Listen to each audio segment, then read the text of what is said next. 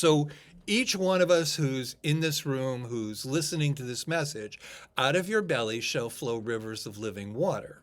So I want to take that Ezekiel passage and I want to bring you up to date on who you are.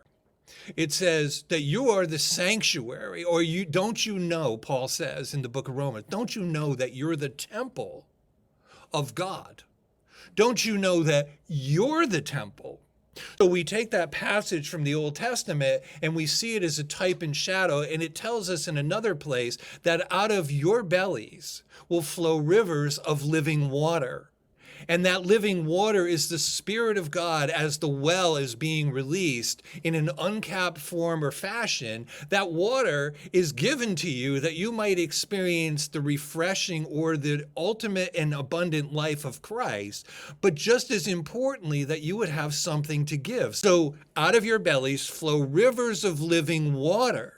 And the purpose of that living water is to refresh or bring refreshing into your own life, that you might see the old song that talked about a river teeming with life.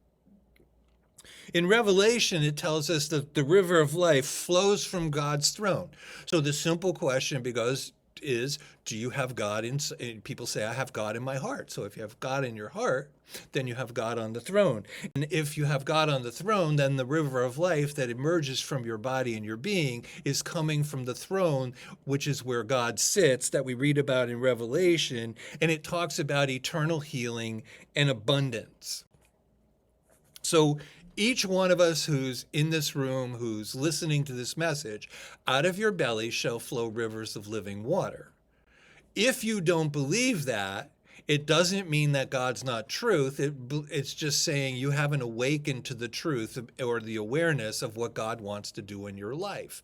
That the purpose of that well internally has to do with the fact that God would like you to live an abundant life this side of crossing over, if you will, or taking on a new dimension.